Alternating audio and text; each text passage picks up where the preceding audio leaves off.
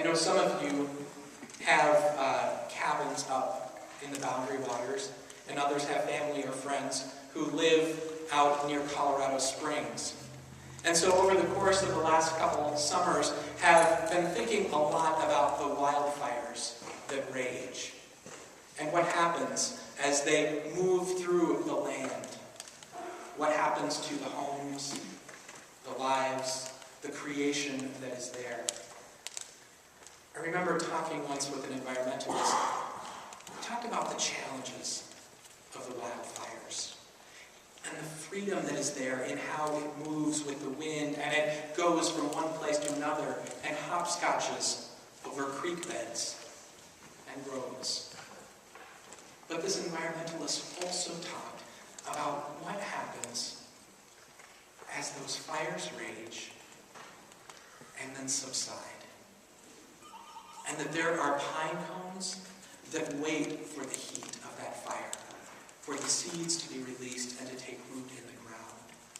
And that there are shrubs and plants that have been overcome or overtaken by large trees that wait for those fires to clear a way for them to live and to be. That there is a danger and a challenge with these fires, but there's also a new way of living and being on the other side. And as we think about these texts today, there is incredible freedom that is scary and that will knock down the ways that things have been. Perhaps the rituals that have been created by human hands, the ways of thinking that don't always line up or work for people, that there will be a way in which new freedom is unleashed, so that the seeds might be released and new life emerge. One individual who talks about this significantly today is a woman named Phyllis Tickle. And she talks, as a scholar, about the need for rummage sales in the church. Now, here at Calvary, we know a thing or two about church rummage sales. But her understanding of rummage sale isn't in the church basement or even in the gym. It is the whole of the church. And as she looks historically at what has happened, she says about every 500 years, there needs to be a good cleaning house. There needs to be a way in which the old that has built up or accumulated that really isn't useful or good needs to be let go, so that the new can emerge. A freedom for the people. And she talks about especially how this happened 1,000 years ago, with the changes and the shakeups within the Eastern and Western churches, the Orthodox and the Roman Catholic.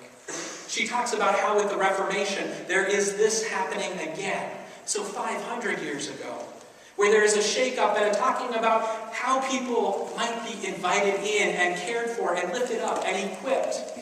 The way to move away from what might be considered almost a Christian caste system. The way that all people might hear a word of God's grace and love for them, in their own tongue, in their own place of being.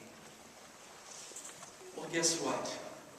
If Phyllis Tickle is right, and it happens every 500 years, where are we today? Most of these developments have coincided with significant developments culturally, new technology, new ways of communication, new places of being in community together. Now we have the internet. We have cable television. We have fast-paced travel. We have new ways of being connected with one another.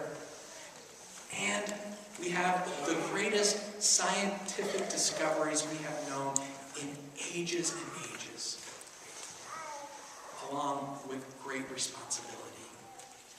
And the question is, now, as this is taking shape, how are you, O people of God, ready to hear that God still has a word written in your heart, and a place of sanctuary, and a place in which you are called to know grace and freedom, and to be responsible with forth into the world and revisioning the church. It becomes a wonderful and yet daunting task. And yet we are tapped over and over again to say, "Oh, people of God, are you listening? Are you hearing all that is there for you? And are you willing to share that into the future?" As I talk with the children, there is an unbinding. There's a letting go. And Jesus speaks to that richly and powerfully. And how might we live into that freedom?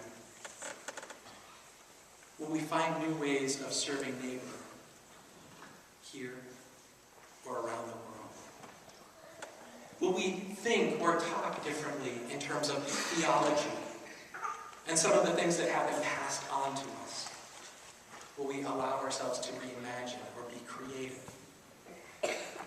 We've started that process, thinking about metaphor of God, for God, ways of being a renewed community that is willing to ask the questions and not have dogma simply lined up for us, but rather to live into what it means to have the questions and see what transpires in the context of our community and our conversations.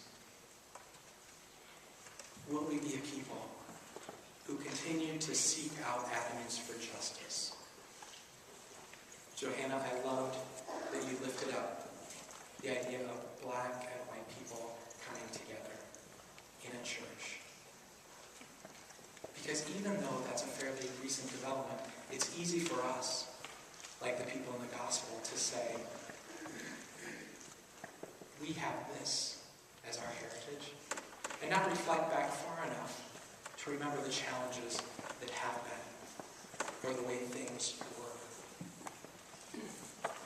And this church has so much potential as we think about who we might be.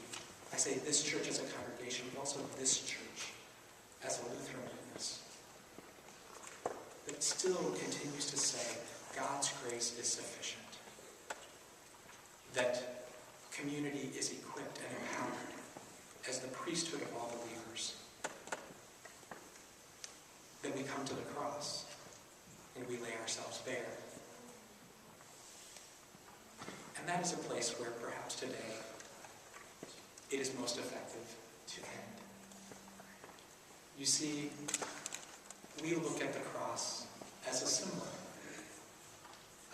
of the Son who does set us free. And it's the symbol here at Calvary that draws us around as a community when we worship in prayer around the cross. Where we look across the circle and we see our brothers and sisters, and we lift up our greatest joys, our deepest yearnings, the most difficult of struggles. And we turn them over in the context of that community, of this community, to God. And we hear those words spoken about God's being a refuge and a sanctuary for us. I can think of no more fitting an image as we move through these difficult days with Eric and Deb, as well as our visioning process as a congregation, of continually being drawn in and hearing the words from the psalm that say, God is there in your midst, in the city for good, a sanctuary for each and every one of you. What an incredible